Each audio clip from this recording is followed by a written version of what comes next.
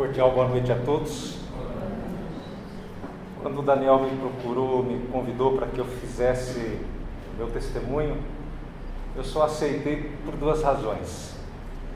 Primeiro, para poder deixar claro o poder e o amor de Deus. Eu não sei se eu vou conseguir falar o tempo todo com a voz desembargada, mas pelo amor e pela misericórdia que Ele tem e como Ele conduz os seus filhos, a sua igreja e o seu povo. Isso, naturalmente, eu tenho muitas experiências de vida com Deus que me faz estar emocionado quando vou falar.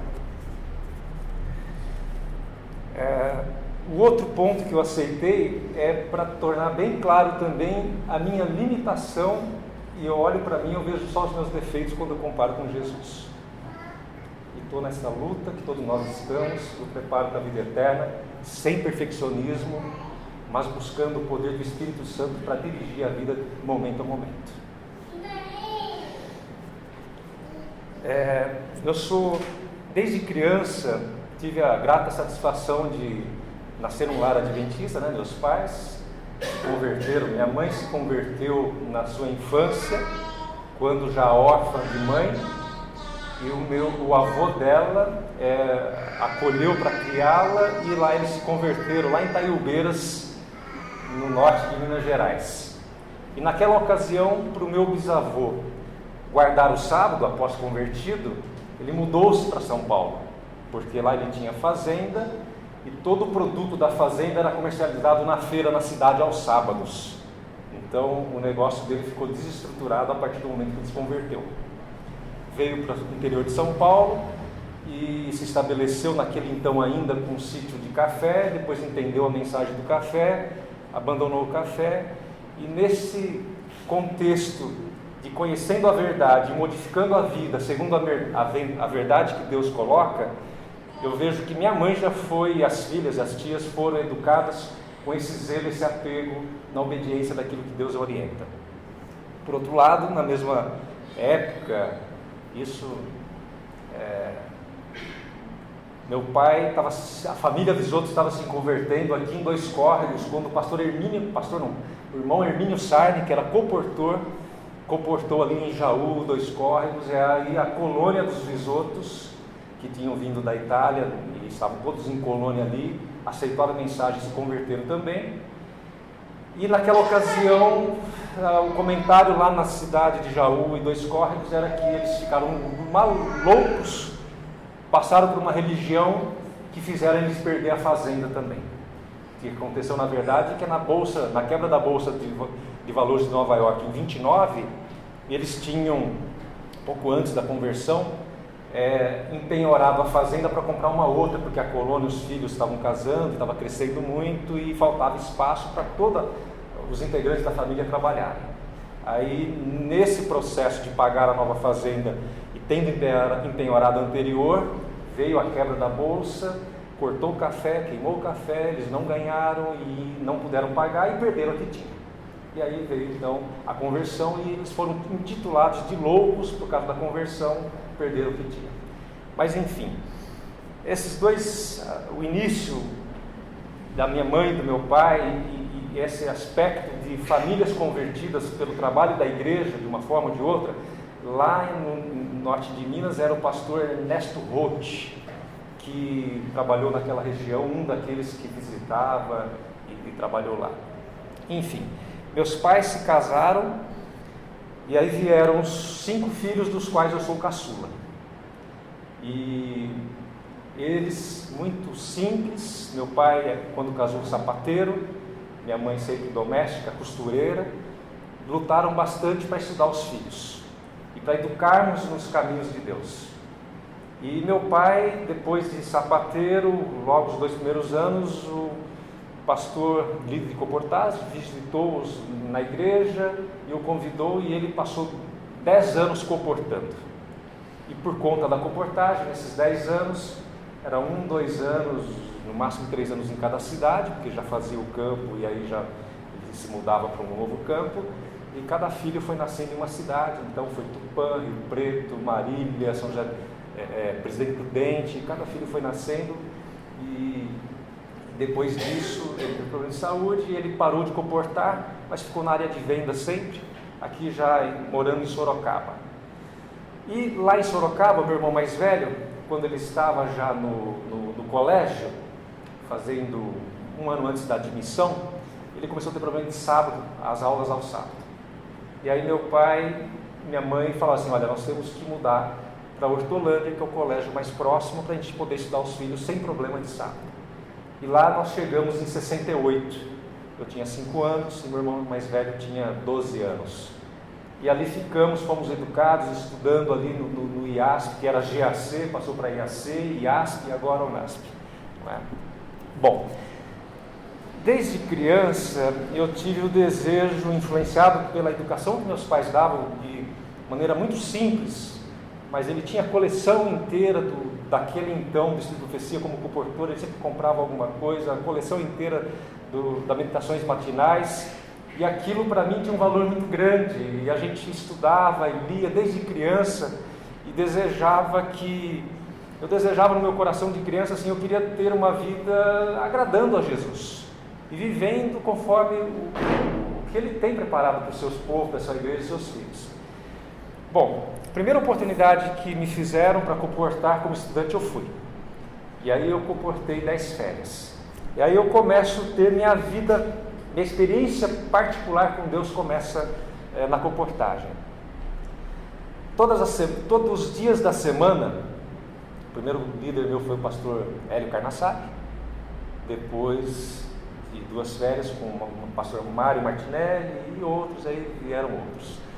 Mas assim, todos os dias de semana, numa equipe de comportagem, imagino que hoje também seja assim, o líder nos acorda, tal horário de jejum, para os preparos e assim por diante. Mas no domingo era voluntário, comportava quem quisesse e era livre para acordar. E eu comecei a fazer minhas primeiras orações com Deus, pedindo assim, Jesus, me acorde no horário combinado. E eu combinava em oração com Jesus. E na hora certa combinada, era 6 da manhã, eu acordava.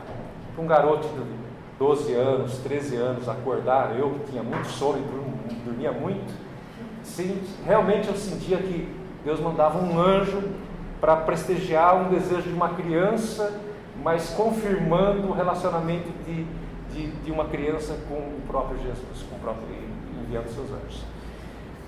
Bom, isso se desdobrou 10 férias, e trabalhamos, e Deus abençoou, e ricas experiências tivemos de distribuição de literatura, e naquela ocasião Deus colocou no meu coração, ainda quando adolescente, jovem, a missão de distribuir literaturas. E eu parei de comportar, mas não parei de distribuir literatura. Interrompi um bom tempo, não muito assim, porque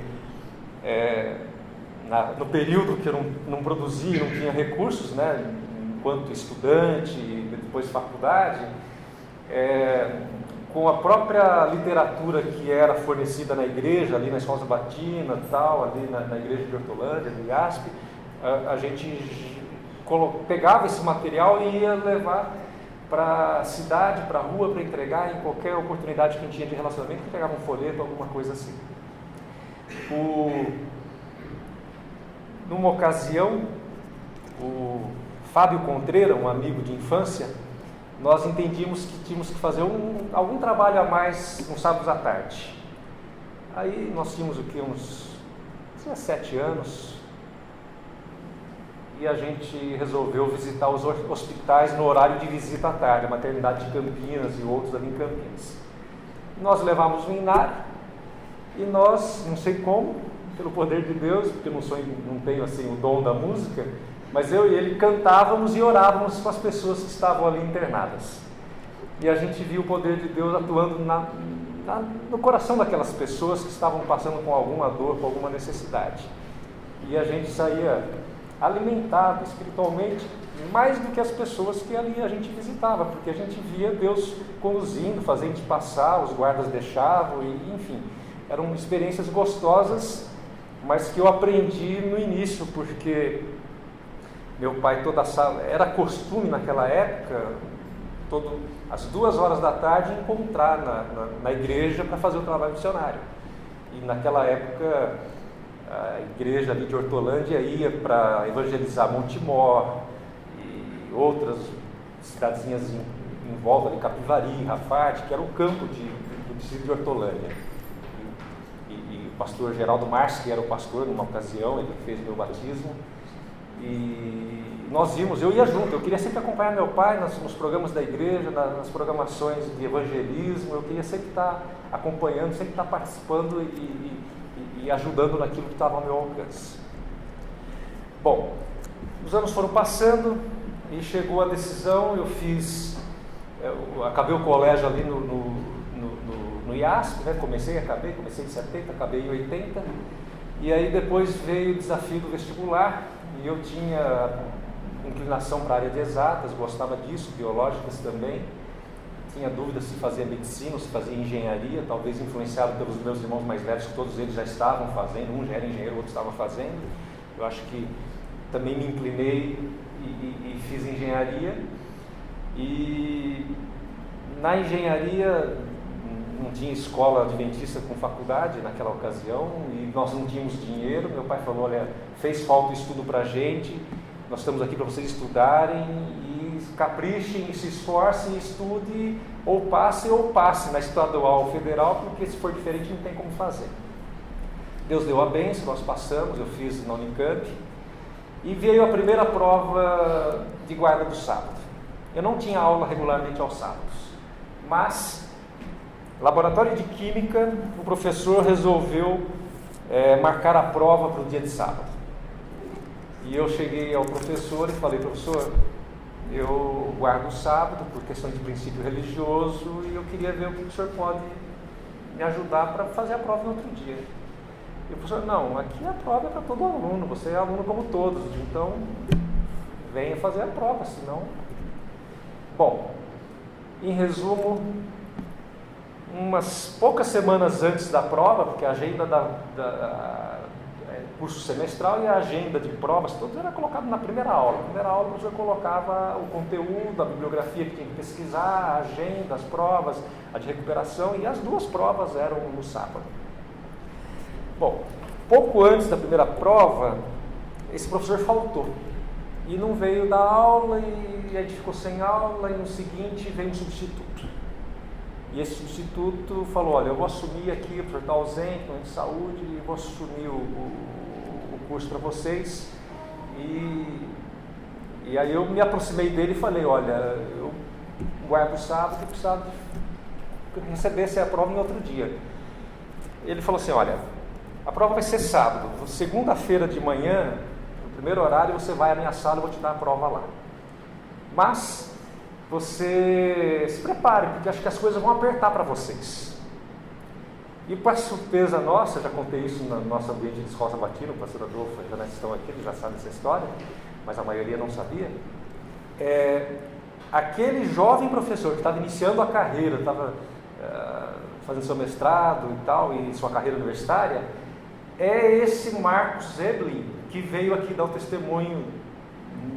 Foi ele que me deu a prova na segunda-feira na sala dele. Então, assim, eu já vi a mão de Deus permitindo talvez um adoecimento daquele que tinha endurecido o coração, e a providência de um outro que tinha o coração sensível. Ele era batista, ainda é batista, né? E ele respeitou a questão do sábado. Bom, depois, ainda nesse contexto, eu vou pular algumas coisas para a gente tentar chegar até o dia de hoje, mais ou menos, não é? Eu estou sem relógio, não sei, Daniel, se me ajude no horário.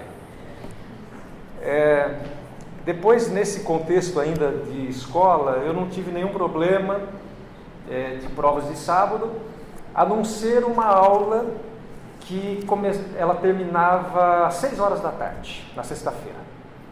E aí eu tinha que sair dessa aula às 4 horas da tarde para estar em casa antes do pôr do sol. E eu cheguei no professor e falei, olha, professor, posso sair mais cedo da vossa aula por questões de princípio e tal? Eu falei, Tamar, não me importa onde você aprenda, se você tiver desempenho na prova e tiver a nota, que o conhecimento que é necessário para você ser digno da aprovação, pode sair sem problema nenhum. E graças a Deus, Deus me deu a condição de ir bem na matéria dele, mesmo assistindo só uma fração da aula, né? Que eram 2 dias na semana, e na sexta eu perdia quase 100% da aula. Começava às 3 e até às 6, eu ficava só das 3 às 4. Né?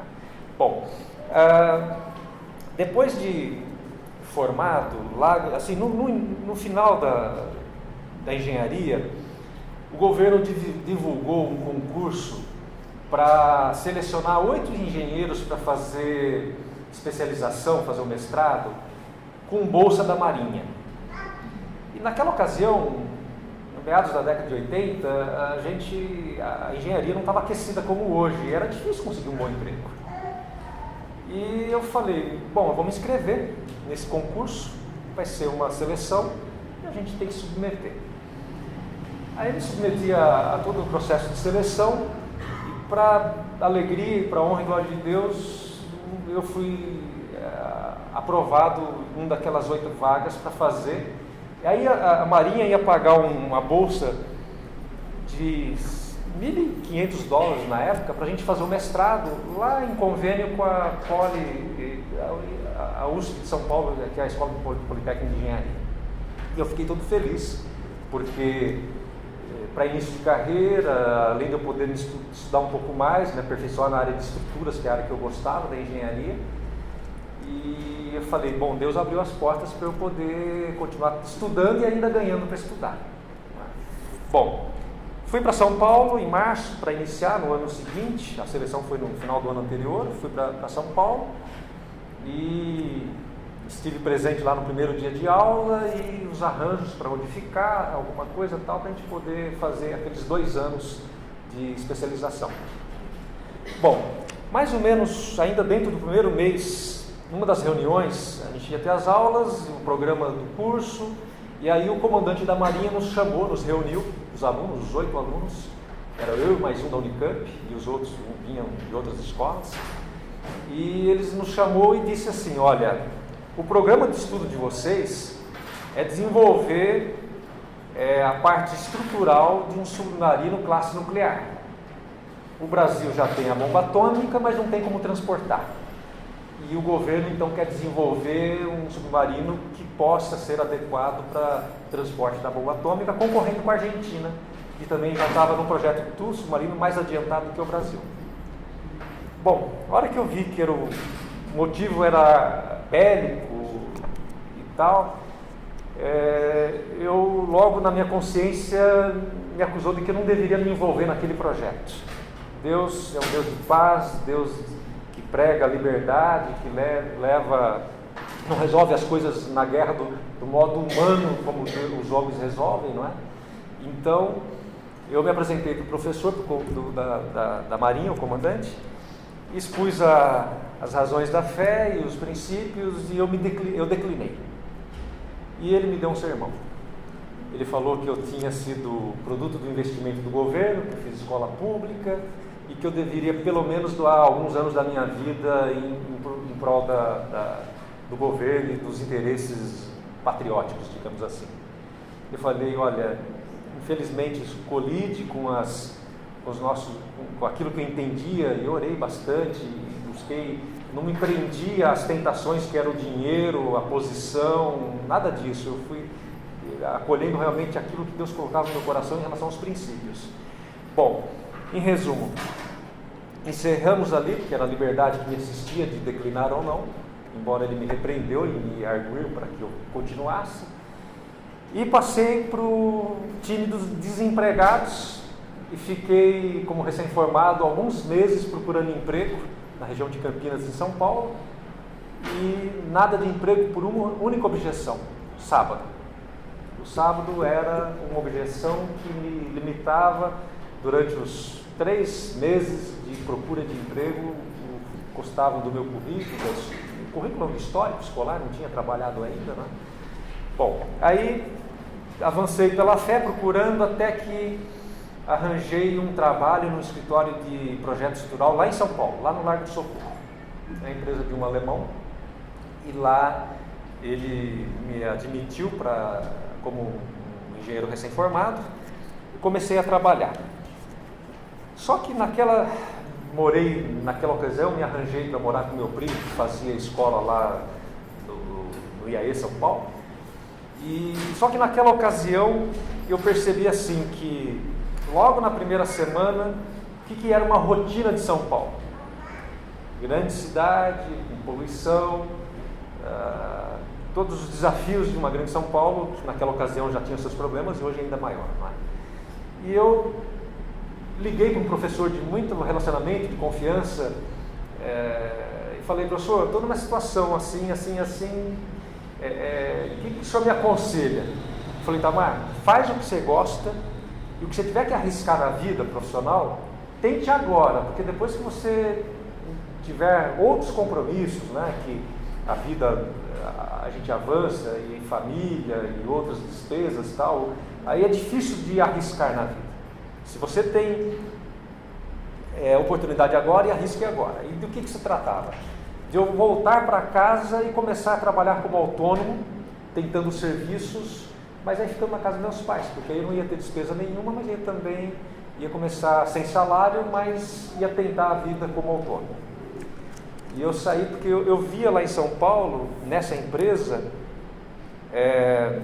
um time grande de engenheiros trabalhando, 40, 50 engenheiros trabalhando, desde 5, 10, 20 anos de empregados, e assim, aquela rotina onde era uma linha de produção de projetos, e a gente pegava um procedimento do projeto e só fazia aquilo, e ficava bom naquilo, e não participava do todo do projeto. E eu não queria ficar escravo de um processo desse, eu queria aplicar os conhecimentos que a gente tinha aprendido, e ter mais liberdade, e ter mais desenvolvimento na profissão. Bom, em resumo, vim para Hortolândia, comecei a trabalhar, e com pequenas coisas, projetos até para amigos, que alguns eu não cobrei, outros eu cobrei bem pouquinho, para começar a mostrar o trabalho e começar a se desenvolver e começar a ter clientela. Logo nos primeiros projetos, conheci uma pessoa que ele era um pequeno empresário, e esse pequeno empresário, ele me convidou para ele admirou o que eu tinha feito de projeto na parte de especificação técnica para uma obra que eu tinha feito para um amigo da igreja, quase sem cobrar, mas esse amigo, na hora de comprar as lajes pré-fabricadas, foi nessa indústria, e essa indústria levou o projeto que eu tinha especificado, e aí aquele projeto tomou interesse daquele empresário de me conhecer, porque ele estava precisando de um engenheiro. Enfim, resumo, comecei a trabalhar com ele 3 tardes por semana, isso já me deu um ganho, e além daquilo eu fui desenvolvendo outros clientes também, e Deus foi abençoando, fui percebendo assim, a mão de Deus me conduzindo e abrindo portas que eu não imaginava que seriam essas portas para o futuro. Em resumo, o sucesso eu trabalhei para essa empresa, o sucesso dessa empresa chamou a atenção da empresa que fornecia o aço para ela, essa outra empresa de São Paulo me chamou para prestar consultoria, o sucesso da de São Paulo me chamou, caí na usina, e enfim, isso não parou, virou uma bola de neve, e aí, assim, muitas portas foram abertas, aonde, através do relacionamento, do testemunho, fui colocando literatura para todo esse pessoal que a gente foi tendo contato do campo profissional. Mas o que eu destaco são as provas que Deus livra. Por exemplo, dos meus trabalhos para desenvolver, eu fui me especializando em lajes. Dentro da engenharia é o tema que eu mais trabalhei e continuo trabalhando, lajes pré-fabricadas. E tornei-se consultor de empresas grandes, e treinando os engenheiros da empresa e treinando os engenheiros clientes da empresa. E isso tem uma repercussão nacional. Então eu passei a viajar o Brasil todo para aplicar esses trabalhos de desenvolvimento de tecnologia, desenvolvimento de mercado. E aí, o primeiro pedido que eles me fizeram é palestras aos sexta-feira à noite. E aí eu falei, não posso. Mas você nem fez uma para dizer que dá errado, você não pediu para o teu pastor, você já está me dando resposta pronta. Eu falei, não é com o meu pastor, é é sim com o meu pastor, mas não esse humano aqui, instrumento humano, é o pastor das ovelhas mesmo, né? Com Jesus e com Deus. Bom, eles, segundo o que eles falaram, eles rodaram o Brasil inteiro para buscar uma pessoa do perfil que eles queriam para fazer o trabalho que eles queriam que forem feito. E todos os lugares que eles fossem, do sul ao norte, indicavam o meu nome. E eles falaram assim, olha, a gente vai ter que mudar a agenda por causa de você, mas a gente não faz isso. Aqui a gente é que define a agenda dos nossos trabalhos. Falei, bom, se vocês quiserem eu faço, senão tenho tantos outros professores, tantos outros acadêmicos aí, especialistas, doutores, com certeza vocês vão achar. Não, vamos fazer a experiência. Só que a gente vai mandar você fazer uma palestra lá em Belém. Tá bom. Aí fomos, marcaram para quinta à noite. Aí fiz essa palestra e o público gostou, a empresa gostou, e aí isso se multiplicou para o Brasil inteiro. E são mais de década trabalhando nessa linha de desenvolvimento. Nessas circunstâncias,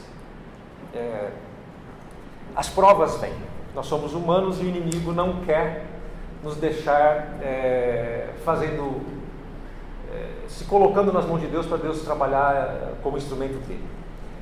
E eu lembro que uma das provas é que acabavam as palestras, e para mim isso não era muita prova, talvez para eles fossem. Eles tinham o coquetel do final do evento, aquela sociabilização e tal. Numa ocasião eles reuniram lá as pessoas e foram sair para passear lá, isso em Salvador, e na cidade, na noite, para aproveitar a noite da cidade. Eu falei, olha, desculpa, eu vou me recolher e tal, e assim por diante.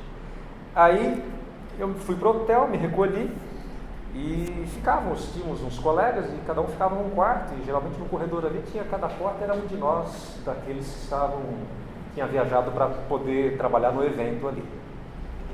E numa ocasião, nessa noite eles chegaram de madrugada de volta para me provocar. E bateram na minha porta para que eu abrisse, e lá fora tinha uma cena que iriam, segundo eles, me provocar. E eu, na verdade, eles bateram em porta errada. E eles me contaram isso no café da manhã, e eu falei, como Deus é bom, até nas pequenas coisas Deus protege os seus filhos. Bom, voltando para a área não da parte profissional, mas da parte de família e da parte de trabalho missionário, eu tenho assim grata satisfação de algumas experiências e interferências de Deus pontualmente na vida da gente, como pessoa e como família. Lá em Hortolândia, logo que a gente estava recém-casados, eu e a Lília, em 92 isso, a gente se envolveu no trabalho missionário da igreja. Eu era o eu era o secretário da Escola Sabatina, e tinha um professor de Escola Sabatina que eu era também parceiro dele ali na Escola Sabatina, e nós fomos fazer um trabalho missionário, a Lília, eu, esse professor, a esposa dele, a doutora Silva Venz, o irmão da União do Nocalove, não sei se alguns de vocês conhecem, o pessoal ali, alguns de Hortolândia. E nós tinha a igreja no Amanda 1, é um bairro grande, tinha o Amanda 2, tinha recém-fundado, e no Amanda 3, que é uma extensão do crescimento do bairro, não tinha igreja ainda, e nós fomos fazer trabalho missionário lá, toda tarde. O que era nosso método na época, junto à equipe? Nós íamos no início, levávamos banana, pegávamos ceasa, laranja, uma caixa aqui, uma coisa assim, e era um bairro carente, e a gente ia na rua distribuindo aquelas frutas e distribuindo nosso amiguinho e Vite Saúde. E ajuntava as crianças com algumas mães, e logo a gente alugou um salãozinho para que a Lília, a Silvana, a Silvia Venzo fosse fazer escola, um evangelismo infantil com as crianças, e nós íamos fazendo as pesquisas de porta em porta, os homens, as duplas, e identificando quem desejasse estudo bíblico, quem a gente passava a dar estudo bíblico. Nesse processo, uma moça chamada Maria, uma senhora, né, casada, mas era jovem, ela nos chamou na rua, eu e o Luiz. Olha, o que vocês são, de que igreja vocês são? Estou vendo vocês com a Bíblia aqui, visitando de porta em porta. Aí nós nos apresentamos e falamos, nós estamos estudando a Bíblia com as famílias que assim desejarem. Ela falou, eu quero. E aí nos recolheu, nós fomos até a sala e começamos a dar o estudo bíblico. O marido dela não queria saber de conversa de crente.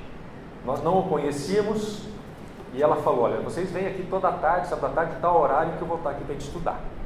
Ela tinha um marido, um menino especial, deficiente, eu não sei se você lembra qual que era o problema dele, né? Mas ele tinha toda a limitação visual, motora, era uma criança especial. E ali nós começamos a fazer o estudo bíblico com ela e imaginávamos que era só com ela. Mas na verdade, ao lado da sala era o quarto e o marido ficava lá escutando tudo que a gente falava para ver se ele ia permitir ela continuar ou não.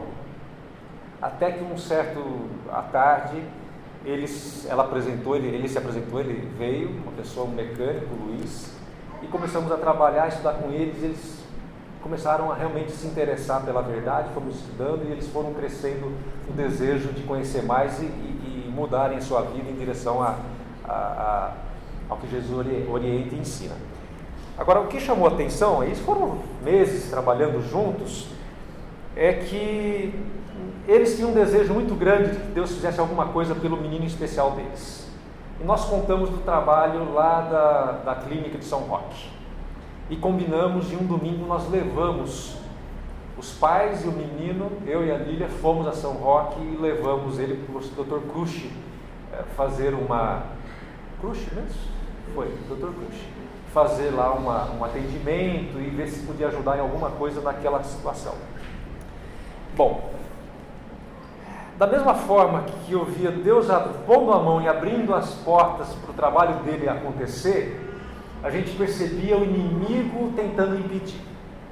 E no retorno dessa viagem, nesse dia, nós, numa rodovia de Montemor para Campinas, que é onde a gente chegava ali em Hortolândia, uma rodovia de mão dupla, sem acostamento, bem simples, isso coisa de 20 anos atrás talvez. E de repente eu vinha chegando já perto ali do bairro, e uma fila de carro, duas filas de carro, uma em cada direção, e eu estava em meio a essa fila, e o ônibus circular da Caprioli, por uma maneira muito brusca, ele entrou na minha frente. E eu não tinha tempo de fazer nada, a gente ia bater de frente. E simplesmente eu vi que meu carro, o nosso, saiu da pista ao lado, o ônibus passou e ele voltou para a pista. Então eu vi o poder de Deus, a Lília lembra disso, de que ele nos livrou e o inimigo querendo nos acertar, porque ele não gosta de que a gente faça o trabalho dele. Uma outra experiência que a gente viu o poder de Deus muito nítido, e isso foi em casa, a gente fazia cultos de pequeno grupo. E numa sexta tarde, nós tínhamos decidido, eu e a Lília, naquela semana, que nós venderíamos a televisão. Eu fui criado pelos meus pais com simplicidade e nunca teve televisão em casa. Hoje eu vejo, na época a gente via que era problema financeiro, e era de fato, meu pai não pôs prioridade uma coisa que era bastante, o recurso era muito racionado lá em casa, mas foi uma grande bênção, e aí eu vi confirmar, hoje eu vejo que isso foi uma confirmação das bênçãos de Deus que tem para as famílias pobres. As famílias pobres, elas são muito ocupadas, têm que se ocupar para poder ajudar em casa, os pais desde pequeno, a gente trabalhou desde pequeno, e de uma certa forma nos subtraiu de uma coisa que, se não for muito bem controlada, é mais instrumento para o mal do que para o bem, que é a televisão.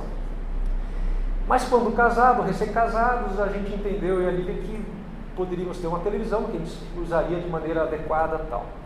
Mas logo no primeiro ano ou segundo, não me lembro, assim, a gente entendeu que não, a gente não deveria continuar com a televisão, e a gente tomou a decisão e vendemos a televisão. Aí vendemos a televisão, e naquela sexta-feira de manhã foi o dia que nós entregamos, a pessoa que comprou veio levar a televisão.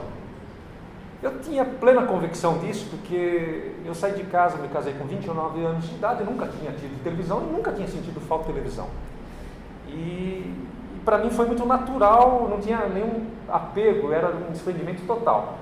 E a Lília, ela, naquela noite, a gente tinha um culto de pequeno grupos que ia ser em casa, que veio exatamente esse professor, o Luiz, o Fabinho, o filho dele, o caçula, e aí estavam eu e a Lília, e depois não veio outras pessoas, nós 4 fizemos um pequeno grupo ali.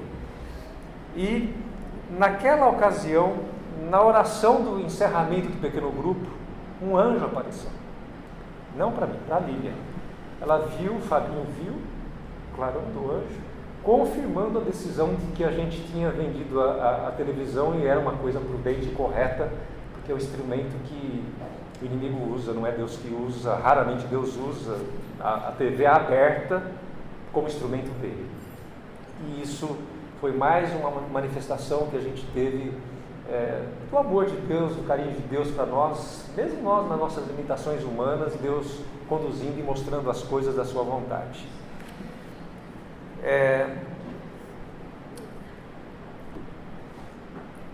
Uma ocasião, alguns pontos falhos e que Deus, por sua misericórdia, nos dá a oportunidade de sanar esses pontos falhos de caráter. Numa ocasião, eu fui com a intenção de levar para os meus primos o convite de voltar para a igreja. Eu tenho primos, um deles já faleceu, e infelizmente meu tio abandonou a sua esposa e os filhos bem pequenos. E a gente, todos cresciam juntos ali em Hortolândia, que é uma irmã do meu pai. E esses com 11, 12, 13, 14, 15 anos, que era o intervalo de idade desses garotos, dessas crianças, quando meu tio abandonou, eles se revoltaram e acabaram saindo todos da igreja. E se envolveram com drogas, e enfim, foram desencaminhados aí por conta de uma situação de que, não põe como culpa do tio, mas o contexto todo a gente leva a crer que a falta de estrutura familiar revoltou os filhos. E agora, ainda quando morava em Hortolândia, eu desejei fazer convite para que eles voltassem para a igreja e a gente visitá-los. E nesse sábado à tarde, eu peguei esse mesmo carrinho, era um Uno Mille, que a gente, na ocasião, tinha. E eu falei, eu vou visitar o Joel, vou visitar o Jair, o Jair, para poder convidá-los para voltar para a igreja. E o inimigo é irado com o trabalho de resgate. E era um carrinho novo, esse que eu tinha dado recentemente para a Lília, porque o Jonatas estava nascendo, ia nascer, alguma coisa assim. E como eu viajava muito, eu usava o outro carro que eu tinha, uma picape. E eu falei, tem que deixar um carro para a Lília, porque ela com mãe, com criança, eu viajando, é necessário que ela fique por alguma necessidade. E esse carro era novinho, e não tinha razão. Por que eu estou contando do novinho? Não é importante o novinho. O importante é assim, a questão era que quando eu me dirigi para o quarteirão que moravam meus primos, começou a moer como se fosse um barulho de pedra no motor. E eu me arrepiei todo, e eu vi que o inimigo estava querendo impedir de eu chegar a fazer a visita para os meus primos. E eu fiquei com medo, foi frágil, humano, fiquei com medo, fui frágil ali, e acabei virando em direção contrária ao endereço deles, e aí o barulho do carro, do motor subiu. E eu virava para cá e o motor moía pedra lá dentro, eu saía ao contrário, fugia. E eu não tive coragem naquela ocasião de realmente confiar no poder de Deus e embora o inimigo estivesse se opondo, eu ter confiado mais em Deus e ter avançado. Isso é uma situação que eu conto para que, na verdade, não que seja de exemplo, mas de um contra-exemplo de que a gente deve realmente confiar no poder de Deus em qualquer circunstância, porque em muitas outras circunstâncias eu vi o poder de Deus dentro da fragilidade humana, Ele operando e realmente fazendo prevalecer o seu poder. E hoje eu lembro nitidamente quando o inimigo estava querendo impedir de libertar o povo de Israel, e o próprio Jesus, como está lá em Esdras, veio e fez o decreto ser assinado.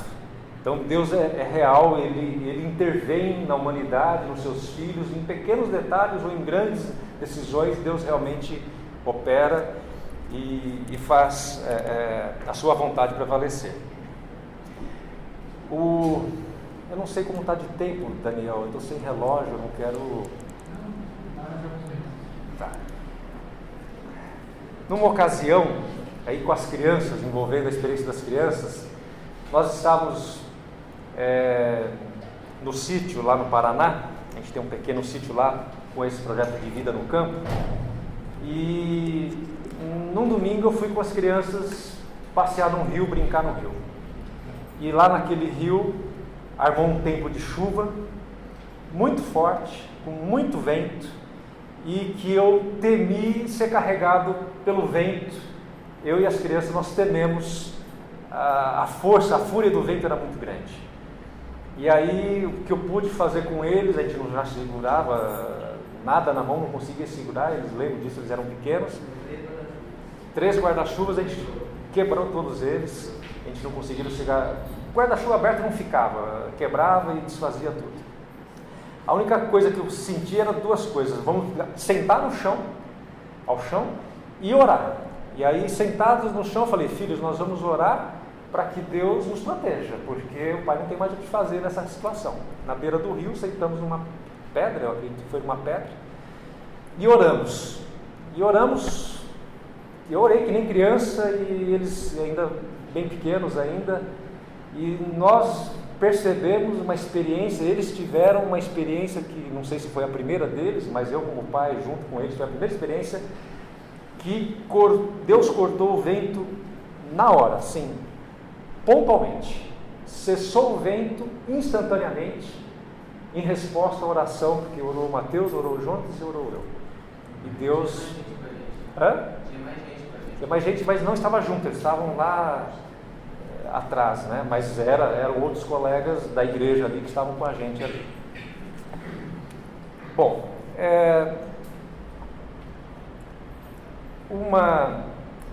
nós sempre nessa ideia de buscarmos fazer a vontade de Deus, deixa eu ler um pequeno texto aqui, no qual me inspirava buscar a Deus.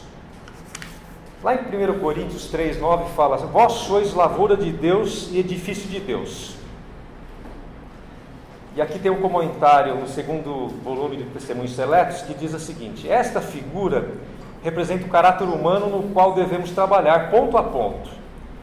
Cada dia Deus trabalha em seu edifício, martelada sobre martelada, para aperfeiçoar a estrutura, a fim de que se torne um templo santo para o instrumento de Deus. Eu sou testemunho vivo por muitas outras experiências que poderia estar contando horas aqui, do poder de Deus atuando vivamente na vida como família, como indivíduo e como igreja. Isso que está aqui também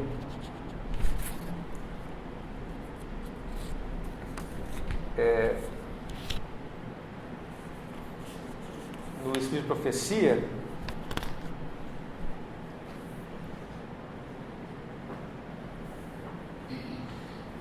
eu sou um testemunho de Deus cumprir isso na minha vida. Os que obedecem a essa advertência, e aqui está falando da história também, aqui a vida do campo, na página 11, o 5º parágrafo. Está contando a história dos anjos que, por misericórdia, foram apressar Ló para sair lá de Sodoma, e a sua esposa e as filhas, tomando-os pela mão. E no final aqui diz de que os que obedecem às advertências que Deus colocar para cada um de nós, encontrarão refúgio em Deus.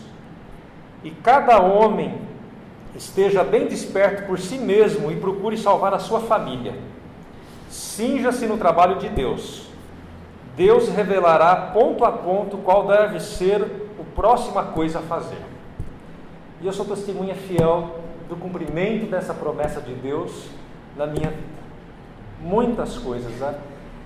Quando a gente estava recém-casado em Hortolândia, a gente entendia que, lendo a Bíblia e Profecia, que se a gente não tivesse um motivo especial para ficar numa igreja grande em uma cidade grande, nós deveríamos ir para uma igreja pequena e cidade pequena, que é o que Deus, White, comenta.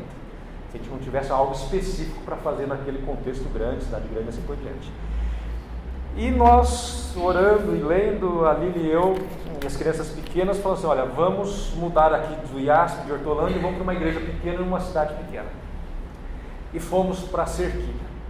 Só que vinham, a cada etapa daquilo que era necessário para os arranjos, para a mudança, vinham assim, desafios para serem resolvidos e providências abrindo os caminhos para serem praticadas aquelas modificações.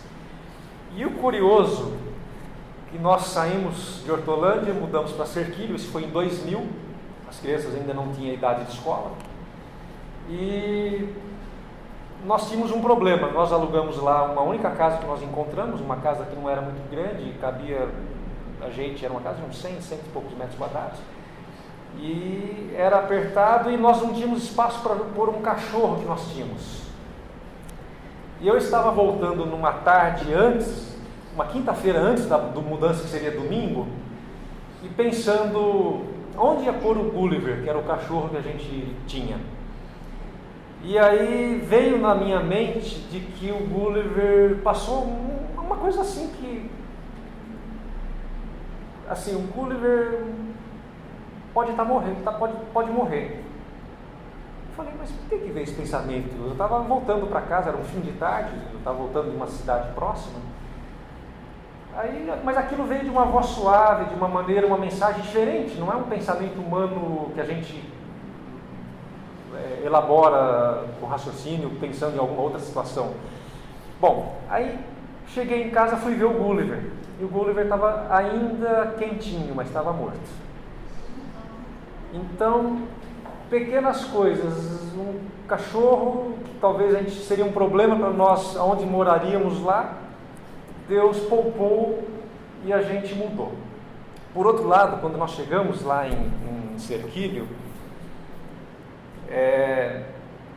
nós simplesmente estávamos cumprindo a orientação que a gente entendia para aquela ocasião, que a gente ia para uma cidade pequena, igreja pequena, por função de evangelismo, por função de ser mais útil na igreja, assim por diante. Só que saímos de Hortolândia, que já estava começando algumas assim, já não era mais tão tranquilo como na minha infância, na década de 60, 70, em 2000 agora, não é? Então já não tinha tanto sossego ali no Parque Hortolândia, cheio de problemas de cidade grande que está crescendo. E lá em Serquilho, como Artur Nogueira hoje, talvez uns 30 mil habitantes, tinha na ocasião, a gente entendeu que seria uma cidade, uma igreja, a principal igreja era uma igreja de 150, 120 membros mais ou menos. Então, fomos para lá por essa decisão, só que quando moramos lá, o inimigo tentou nos intimidar dessa mudança que a gente foi pela orientação daquilo que está escrito. Ele logo na primeira semana, um cidadão, eu entrando em casa no final da tarde, no dia de trabalho, já me abordou para me assaltar e para dizer, olha, aqui é esse lugar pequeno, mas não vai ter sossego. E ali eu vi nitidamente o inimigo tentando me demover da ideia de cumprir aquilo que a gente tem aprendido e tentado colocar em prática. Mas Deus operou maravilhosamente, nada aconteceu e tudo, assim, a gente vê nos pequenos detalhes Deus protegendo e guiando passo a passo. Irmãos, eu teria muitas outras histórias para contar, mas o tempo não permite. Em resumo, eu louvo muito a Deus, agradeço muito a Deus pelo amor, pela misericórdia, pela bondade que Ele tem para com a sua igreja e seus filhos. E peço a Deus que Ele continue abençoando a nós como igreja e que as provas que a gente encontre, e isso eu já tenho convicção e vivido muitas experiências nesse sentido, as provas que a gente encontra nessa vida são provas que Deus permite para nos lapidar o caráter, que é o que nós vamos levar para o céu. E eu tenho falhas graves de caráter que só Deus conhece, talvez minha esposa conheça algumas, eu também as conheço, E Deus tem atuado, tem permitido a gente passar por situações, muitas vezes indesejáveis, muitas vezes difíceis, mas eu louvo a Deus porque Deus vem dando a vitória e modificando o coração a dia que nós avançamos. E nessa linha de pensamento eu queria concluir com a leitura desse texto da Sarah White também, que diz o seguinte: Testemunhos Seletos, volume 1, página 64, terceiro parágrafo. Deus conduz avante seu povo, passo a passo, leva-os a diferentes pontos, destinados a manifestar o que está no coração. Alguns resistem em um ponto, mas caem no seguinte: a cada ponto mais adiante o coração é provado um pouco mais de perto. E se o professo povo de Deus verifica estar o coração contrário a esta penosa obra, isto os deve convencer de que tem alguma coisa a fazer a fim de vencer, uma vez que não queiram ser vomitados da boca do Senhor. As provações, eu vou encerrar com essa. Eu acho que na quarta passada, ou retrasada, eu falei aqui de uma experiência que eu acabei por uma situação visitando, conhecendo uma loja maçônica. Tinha uma outra intenção por conta daquela visita. A pessoa que me levou, que é um empresário que eu presto serviço, ela pediu que eu fizesse voluntariamente um serviço para eles de engenharia.